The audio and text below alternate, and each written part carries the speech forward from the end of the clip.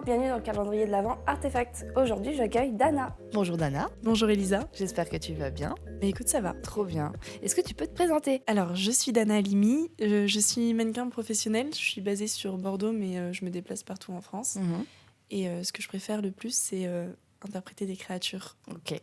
Et aujourd'hui, dans ce calendrier, tu vas me raconter l'histoire d'un projet que tu as fait il y a quelques mois, si je ne me trompe pas. Ouais, c'était en janvier, Voilà. janvier 2024. Et avec une personne qui avait déjà été dans le podcast, qui a fait le tout premier épisode avec moi, donc il y a à peu près un an, c'est David. Voilà. Pour ceux qui ont deviné, je vais parler du projet Dali. Du coup, ça s'est passé en janvier 2024. Ça faisait un an que je planchais sur le projet. Ok. Et que au fur et à mesure, il y a des personnes qui se sont rajoutées dans le projet. Je les salue toutes, d'ailleurs, parce que c'était vraiment chouette. On était contents parce qu'on avait enfin réussi à trouver une date sur un week-end. On est parti pendant 3 jours C'est en dur. Espagne. C'est très Ouais. dur. Surtout quand tu réunis des teams. Et la destination, c'était donc l'Espagne, Mhm. le désert des Bardenas. Donc, depuis Bordeaux, il faut bien compter 5-6 heures de route. Donc, on part le matin, tout le monde à l'heure. On était ponctuels, on trimballait une arche de 3,50 m de haut en pièces détachées dans les coffres. Waouh. Combien de voitures? 4. Ouais. 4. Un beau convoi. Donc, c'était en partant du coup à des allures différentes, etc. Tout le monde Ouais. n'était pas dans la même voiture. Donc, le trajet se passe nickel. On arrive au niveau du désert des Bardenas, donc magnifique, un magnifique soleil. On se gare, on pique-nique, on grignote, on fait un peu de repérage. C'était vraiment magnifique. Il y avait des cratères où on ne pouvait pas trop aller non plus parce qu'il y avait de la boue. Et il faut savoir que le désert des Bardenas, c'est un peu un microclimat. Ok. Donc, ce que tu vis dans le reste de l'Espagne, c'est pas nécessairement ce que tu vas vivre dans ce désert-là. Et pour ceux qui connaissent pas les Bardenas, c'est une réserve naturelle qui est aussi utilisée pour faire des essais militaires. Ok. Voilà, donc c'est quand même une zone particulière et c'est un paysage qui est assez unique avec des monticules de pierre et de terre un peu partout et c'est vachement aride et c'est magnifique. Moi, naïvement, je me dis c'est un désert. Il fait toujours chaud dans le désert voilà, et il fait c'est chaud, toujours hein. sec. Dans le Voilà, désert. chaud, sec, pas d'eau. Donc on prend notre temps, Shana, la make-up artiste, me maquille dans la voiture et puis c'était un make-up qui était quand même vachement technique. Du coup, ouais, vous êtes partis tôt le matin et vous Donc on avez est parti shooté, tôt, on est arrivé, on a mangé, donc pour le coup on a dû partir 6h, 6h30, c'était vraiment ces eaux-là pour vraiment être large. Ok. Et donc on mange, on se met au maquillage, le reste de l'équipe, donc Wendy, David, Maë, partent faire du repérage dans le désert. Et on voit que ça commence à devenir gris. Ouais. Mais tu sais pas le gris léger, le gris foncé. Au fond, donc arrive au fond du désert et puis on se dit non mais ça va aller, c'est un nuage, ça passe. Et Le gros nuage. que nenni. Ce n'est pas passé. Ça arrivait mais sur nous et on s'est dépêché, on enfile la tenue, on commence à installer l'arche qui demandait quand même de la technique. Et en fait, non, genre ça commence à tomber, les nuages. Très fort. Ouais. Mais au point où il y a eu des éclairs dans le désert. Je rebondis parce que le deuxième épisode de ce calendrier, c'est un ami aussi qui s'est retrouvé dans un désert pour une pub. Pareil, genre c'était dans une île, sur une île qui était désertique et en fait il y a un orage énorme qui a entouré l'île. J'en dis pas plus, il a failli crever. Alors nous on n'a pas failli crever, mais on avait envie de mourir quand même parce que tu fais la route, etc. et tu te dis qu'est-ce que c'est que ce temps de merde. Ouais, vraiment. Donc on remballe tout, on attend mais pendant je dirais bien 15-20 minutes dans la voiture en se disant ça va passer, c'est un nuage. Oui, ouais, tempête qui passe. Ouais. Non, c'est pas passé, ce n'est jamais passé. On est resté dans la voiture et puis à un moment donné, on s'est dit on rentre au Airbnb. Je me mets à pleurer. Enfin bref. Oui, non mais le drame. Tu t'es dit mais attends, ce projet, on planche dessus depuis des mois, on va pas juste baisser les bras comme ça, même si on est là pendant 3 jours. T'as un côté super frustrant. Oui, voilà, tout le monde est prêt. le premier truc on n'a pas pu le faire quoi. Dès le premier jour. Et d'un coup, donc il y a une éclaircie. On se consulte rapidement et on fait ok, on sort tout, on pose l'arche là dans ce trou qu'on voit là devant nous et on y va quoi. Tout le monde avait les pieds couverts de boue, la robe de la boue pareil sur tous les volants du bas. On pose l'arche et par miracle on en arrive à faire peut-être 7 minutes de photos et on y allait quoi. Il y en avait qui tenaient les parapluies, il y en avait qui tenaient David parce que David glissait dans la boue et ça faisait effet patinoire. Et puis David a déjà perdu un appareil photo, je crois, en glissant quelque part, donc Oui, on va éviter je de connais faire une cette histoire. seconde fois. Et on y va, et le make-up avait un peu coulé, parce que du coup j'avais pleuré, donc hop, on Ouais. fait un petit coup, enfin, vraiment, le drame. Ouais. On remonte dans la voiture en urgence, il se remet à pleuvoir, mais bon, on avait quelques premiers clichés, on savait pas du tout ce que ça allait donner, parce que c'était... Tu vas c'était trop un vite, ça stress. va trop vite, ouais. On repart dans les voitures, on commence, et là on se dit, on va rentrer au Airbnb, et on reviendra, tant pis, on reviendra le lendemain ou le surlendemain. Et là pareil, ça s'arrête de pleuvoir une deuxième fois, devant un deuxième champ, et là on se dit, on n'a pas le temps de sortir l'Arche, on sort quand même l'Arche, c'est la panique, on n'arrive pas à emboîter Les machins les ensemble. trucs ensemble, donc on n'arrive pas à mettre l'Arche au final, on se dit c'est pas grave, on fait sans l'Arche, mais du coup, voilà que je m'avance dans une espèce de terre battue où c'était pas du tout pratique, et on fait 2-3 photos. Le drone, on arrive à le sortir un petit peu, mais il fallait pas non plus se faire repérer parce qu'on est dans une zone militaire, si tu te fais... Ouais. Oui, et puis je pense que c'est une zone où quand tu regardes sur la carte de là où tu peux voler en drone, peut-être que tu peux pas spécialement ou que c'est très... T'as pas le droit. D'abord, Il faut demander. Non, non, Ok, tu ouais, as ouais. des autorisations, Ok. mais parfois t'as 1 an ou 2 ans d'attente pour avoir des autorisations. Ouais, voilà. Il y a un énorme cachet à sortir pour privatiser le lieu, quoi. Donc t'as pas le droit. Normalement, tu peux même pas sortir du bord de route. Donc, Tout le monde y va là-bas, en plus. non, mais La terre entière adore aller là-bas. Moi, j'adorerais aller là-bas. Et puis tu y vas. Bon, il y en a qui font ça pour, avec des robes de mariée, etc. Tu te dis, Oui, ok, voilà. c'est un peu discret. Là, c'est pas Oui, discret. voilà. T'as, Non, non, t'as là, une il y a arche de 3,50 m. Voilà, là, il y a plus de moyens, c'est plus artistique que ce qu'on voit normalement qui se fait là-bas. Tout simplement, genre là-bas, normalement, les gens, ils y vont pour faire leurs petites photos avec leur petit van et voilà, tu vois. Et déjà, déjà, ils ont pas le droit de le faire. Donc là, on s'est vraiment dit que ça passe ou ça casse. Bon, ce jour-là, on a réussi à faire du coup quelques photos. Il y a quand même cette frustration parce que tu te dis, on n'est pas allé au bout de ce qu'on voulait faire. Toujours frustré. On va le refaire. Ouais. On va le refaire. Le lendemain passe, on passe juste du coup une journée entre nous, entre potes finalement, on fait un peu de visite et on se dit qu'on y retournera le surlendemain. Et donc on y retourne le dimanche, on se lève super tôt, on fait le maquillage au Airbnb, donc ce qui fait que j'étais déjà prête, j'avais plus qu'à enfiler la tenue. On arrive sur place, un soleil magnifique avec un lever de soleil qui était juste génial et qui reprenait parfaitement les couleurs de Dali dans cette teinte rouge, orange, etc. C'était super. C'est pas la pluie cette fois qui nous a stoppés, hein. C'est les militaires. Voilà. Ah, super. On s'en doutait un petit peu, on les a un peu évoqués juste avant. On a vu arriver 2 camions. Donc ils étaient en train de monter l'Arche. On avait trouvé un espèce de petit cratère à proximité. Ils étaient en train de monter l'Arche et moi j'étais en train de m'habiller. Et on les voit arriver et en espagnol, il nous faut comprendre que là, il faut partir de suite. Parce que si on part pas de suite, c'est police. C'est une amende, je sais plus de combien, mais c'était des milliers d'euros et c'était juste pas possible. Par chance, ils n'ont pas vu le drone. Parce que s'ils avaient vu le drone, c'était cuit. Et fort heureusement, on n'avait pas commencé à shooter ce jour-là. Et ils nous avaient pas vu le jour d'avant, ce qui fait qu'on avait quand même des images, mais pas sur ce jour-là. Et là, je me dis, c'est pas possible. Là, c'est une vanne. Ouais. Qu'est-ce qui se passe ? L'orage, les éclairs, la boue, maintenant les militaires, je vois pas ce qui peut... Une chute de pierre, peut-être. Ouais. Donc on repart en voiture, Trou. on s'en va et on trouve une espèce de petite crique en dehors de la zone des Bardenas. Parce que là, de toute évidence, ils allaient rôder, ils allaient nous suivre et on pouvait plus. Puis vous étiez nombreux. On s'enfonce avec les voitures et on se rend compte que là, on va s'embourber, quoi. Parce que c'est un petit chemin qui est en dehors de la route principale. Donc on descend, on n'arrive plus à reculer. David nous aide à faire la circulation. Je me dis... On est bloqué là, va falloir rappeler les militaires avec leur camion pour nous débourber. On s'arrête, on fait bon, allez, ça suffit les conneries, on va trouver un endroit où on peut poser les voitures sans risque. Ok. On se pose à côté d'une espèce de station de désinfection des eaux, je sais plus trop quoi, on se dit on va aller voir derrière. Donc avec Maë, on part en repérage. Il faisait moins 10 degrés, alors que là c'est pareil, t'es en Espagne, tu te dis ça va le faire, mais pas du tout. Non. Et moi j'avais pas grand chose sous la robe, pour éviter de dire rien, en fait, parce que j'avais rien sous la robe. J'avais froid. Voilà, tu sais, cette douleur là, quand le froid il pénètre à certains endroits de ton corps que t'ignorais. Ça brûle. Le froid. Là, ça va pas être possible, donc tu renifles, t'es là, tu fais... voilà, tu continues à avancer. On trouve un endroit qui peut le faire, où c'est pas trop vert, parce que y a pas de verdure dans les tableaux de Dali.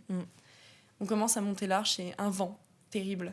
Les éléments. Là, mais je me suis dit, il manque plus que le feu. Là, on a eu l'eau, on a eu le vent, la boue, il manquait plus qu'un incendie. Vous l'avez eu le feu, avec les éclairs, au début.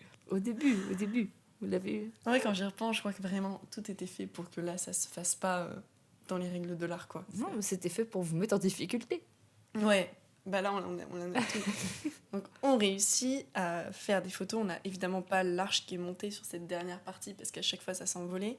Et le but, c'était pas non plus d'exploser ce travail-là. Bah oui. On repart avec toutes ces images. Et avec David, on se dit, bon, on verra, on va réussir à en faire quelque chose. Il faut savoir que David, donc, il va sûrement écouter ce podcast. Je t'aime très fort, David. Je ne sais pas comment il a fait pour me supporter après, pour le rendu des images, parce qu'on était sur du surréalisme, donc je commençais à l'embêter. On a travaillé avec l'IA, l'objectif c'était de faire quelque chose qui s'éloignait de la photo réaliste, du coup, pour rentrer dans quelque chose d'irréel. Ouais. Et l'IA s'y prêtait parfaitement dans ces cas-là, parce que l'IA Crée des trucs what the fuck. Ouais, et soumise à la photographie dans ces cas-là, ça venait mélanger différents types d'art. C'était utilisé par David, c'était pas pour faire une photo à part entière. Et à chaque fois, du coup, sauf qu'elle elle faisait que des siennes, l'IA. Donc, bah oui, non, mais c'est très dur. C'est super compliqué. Non, mais... Trouver le bon prompt et qui dit la bonne proposition qui matche bien. Et puis c'est jamais la même chose. Oui, voilà, c'est ça. Genre à un moment donné, tu peux pas dire un peu de ça, un peu de ça. Non. Et il fait moi la même chose sur cette autre photo, donc on se retrouve avec des photos qui sont complètement différentes, mais moi ça m'allait très bien parce que les tableaux de Dali partent dans tous les sens. Mais à chaque fois, David m'envoyait, et puis je disais, plutôt comme ça, il me disait, ok, je vais essayer. Et on a essayé plein de choses. Je suis allée sur Paris dans un café pour refaire des tests.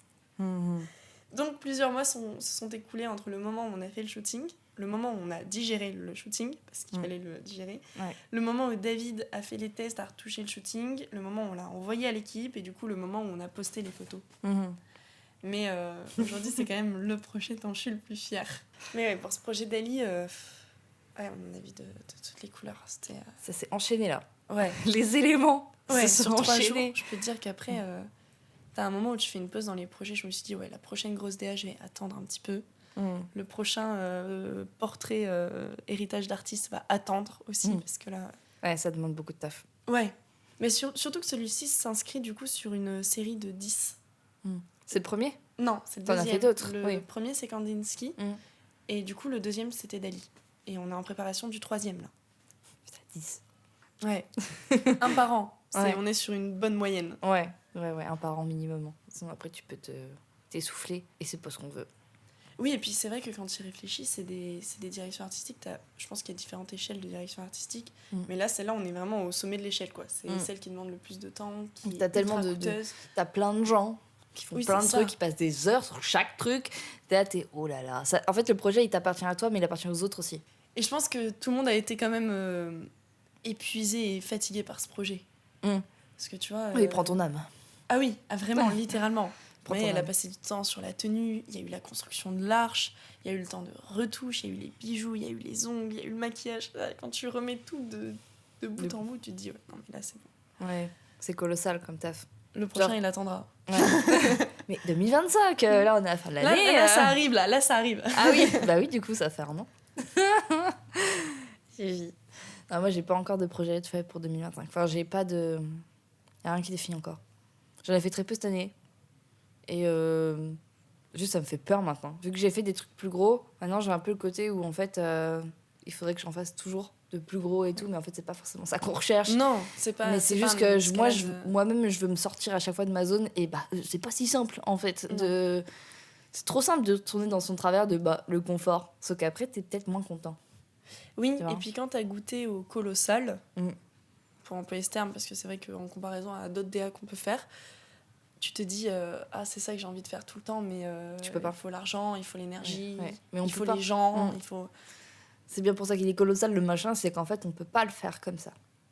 Et des fois moi les gens ils se rendent pas toujours compte, je reçois des messages de gens qui me disent ouais j'aimerais bien faire un projet machin, je dis mais alors oui y a pas de souci, ton profil est trop cool machin, mais moi je te pompe pas un truc comme ça. En fait, ou bien je peux, mais des choses plus légères, avec des DA plus aérés, voilà, mais des choses plus travaillées où il faut trouver un lieu, une équipe, machin, je peux pas le faire en une semaine. Ah non, ça c'est ni clair. en 2 semaines. Ni ça en se compte mois, en mois, parfois, ça se compte en mois, enfin. c'est, Et en fait, les gens se rendent pas toujours compte, en fait. Et je pense que c'est aussi mon erreur, dans le sens où je partage que les trucs finis. Je sais pas si c'est une erreur ou une qualité, parce que je pense que la quantité, elle a tendance à écraser la qualité parfois. Oui, non, ce que je veux dire, c'est qu'en gros, je partage que les choses finies, alors qu'on pourrait partager le processus pour que les gens se rendent plus compte de ce que tu fais. Parce qu'en gros, des fois, il y a des œuvres qui prennent encore plus de leur valeur quand tu connais la façon dont dont elles sont faites ou leur histoire. Et des fois, je me rends compte sur des œuvres que je découvre que ce qui m'inspire le plus, c'est l'histoire de l'œuvre plus que l'œuvre finale faite. Et du coup, je me dis, moi, je partage que les trucs finis. Parce que j'ai l'impression que j'ai rien à raconter sur le reste, mais là, le tout premier épisode du calendrier, c'est je raconte le glacier. Donc, je me dis, bon, au moins, j'ai fait un truc comme ça, mais il faudrait le partager sur beaucoup plus de médiums pour que ça atteigne plus de monde. Il faudrait faire des TikTok. Et puis, Mais j'ai trop du mal pour le moment, c'est trop dur. Si un jour vous me voyez en face cam sur un TikTok, franchement. applause. Voilà, c'est ça, parce que c'est super dur pour moi. Mais c'est super dur pour plein de gens. Genre, c'est pas un secret. Genre, on le sait que c'est très dur. C'est un exercice qui se fait. Et ça, pareil, c'est par hyper étapes, normalisé. Genre, en mode, oui, bah écoutez, ils arrivent, ils font des petites vidéos comme ça. Non, c'est super dur. Non, c'est hyper dur. Et C'est super dur. Et c'est pour ça qu'un projet, des fois, qui va paraître colossal pour toi, ne va pas l'être pour d'autres gens. Et des projets qui vont être simples pour toi vont être colossaux pour des gens.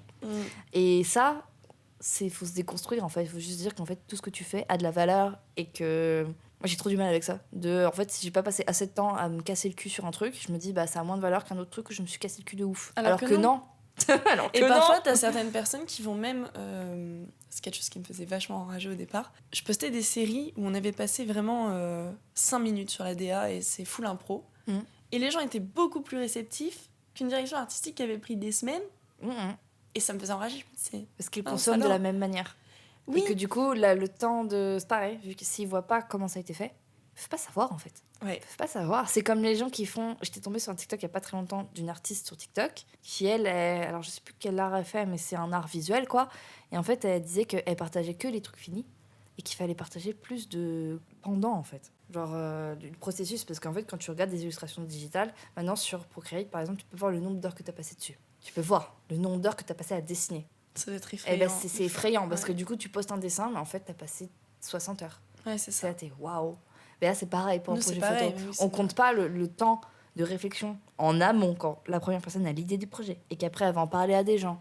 Trouver des gens avec qui tu as envie de travailler, mais des gens qui sont aussi réceptifs au projet. Parce que bah, c'est humain, tout ne nous plaît pas, et du coup, il faut que ça corresponde vraiment aux gens, que les gens ils ont envie de mettre autant de motivation dans le projet que toi. Et ça se ressent dans le résultat parce que chacun va y donner de sa personne. Et cette addition d'individualité avec ses idées, ses passions, ses sensibilités, parce que comme tu disais, peut-être que certains vont pas avoir la même poésie, peut-être que d'autres personnes vont ajouter quelque chose de plus dur, quelque chose de plus rationnel, quelque chose de plus... Et en fait, au final, ça va te donner un projet qui est complet avec le travail de toutes ces personnes. C'était trop cool.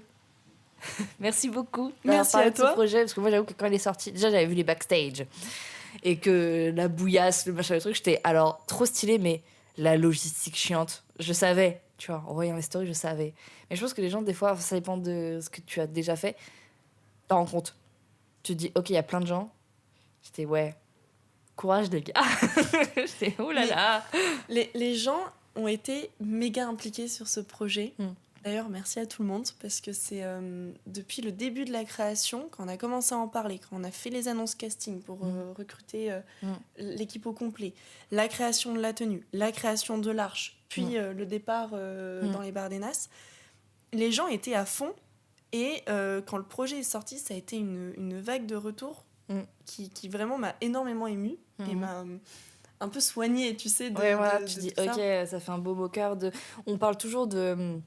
avoir des retours, genre faut poster pour soi, mais des fois, tu te donnes tellement avec plein de gens que t'aimes bien quand même avoir des retours. Moi, je sais que j'aime beaucoup les retours de ma famille, par exemple. Tu vois, c'est pas forcément des retours de milliers de personnes, genre c'est pas ça qu'on veut, mais on aimerait que ça touche des gens, mais on peut pas, enfin, voilà. on peut pas tout décider, tu vois. Et puis en plus, l'objectif n'étant pas, tu vois, d'avoir beaucoup de likes ou d'avoir beaucoup de c'est commentaires. De toucher le peu de personnes que ça touche, que ça leur plaise. Enfin, que ça leur plaise, que ça leur parle. Oui, et t'es satisfait parce que tu te dis, ouais, c'était la galère. Ouais, on en a chié. Mais on a fait un truc. Mais on a fait un truc, et en plus, on a fait un truc qui, aujourd'hui, vraiment, quand je le regarde, je suis émue, je me dis, ouais, je l'aurais pas vu autrement, ce truc-là, en fait. Ouais, donc un mal pour un bien. Oui, avec une bonne équipe. Vraiment, je les embrasse tous parce que ils se sont donnés. La petite anecdote sur... après, j'arrête parce que je fais que parler, mais... la petite anecdote sur le maquillage de Shanna, c'est qu'en fait, il y a plein de messages de la vie de Dali et de ses œuvres qui sont dissimulés dans ce maquillage-là. Il faudrait que je prenne le temps d'en parler, d'ailleurs, parce qu'il y a tellement de travail dessus. Mais la ligne rouge au niveau du front représente l'horizon. Si on regarde les tableaux de Dali, c'est le seul moment où il a ce tracé très droit et très précis. C'est quand il représente donc, ses couchers de soleil et son horizon. Donc il y avait une volonté de garder cet horizon qui venait casser avec le côté coulant du reste. Et la bouche noire avec tous ces petits strass qui sont un peu éclatés de partout au niveau de la joue. En fait, Dali avait rêvé qu'il y avait des fourmis qui sortaient de sa bouche. Et il était tellement paniqué par ça qu'en fait, c'est devenu symptomatique chez lui. Et donc, c'est le seul élément qu'on a gardé. Shana voulait me donner l'impression qu'il y avait des fourmis qui sortaient de ma bouche, en allant quand même avec l'ensemble de la tenue, etc., pour faire l'effet tableau, mais avec ce clin d'œil à cette phobie, ce rêve de Dali. Du coup, voilà. On fait de l'histoire de l'art en plus, c'est trop bien. Si vous voulez, il y a l'exposition du surréalisme au Centre Pompidou en ce moment, jusqu'au 13 janvier. Je fais de la pub, j'ai été la voir. Parce que du coup, Lorraine, avec qui j'ai fait un épisode au début du calendrier, m'a parlé de cette expo. Et du coup, j'ai été la voir et elle est très cool. Donc, allez la voir, allez jusqu'au 13 janvier. Je vais y aller. Voilà. Vrai fan de Dali. Eh bien, il y a Ou des pas. tableaux de Dali. Hein. C'est vrai. Oui. Eh bien, merci beaucoup pour ton témoignage. Merci et à ton toi. histoire. Et on se retrouve demain pour un prochain épisode. N'oublie pas de t'abonner.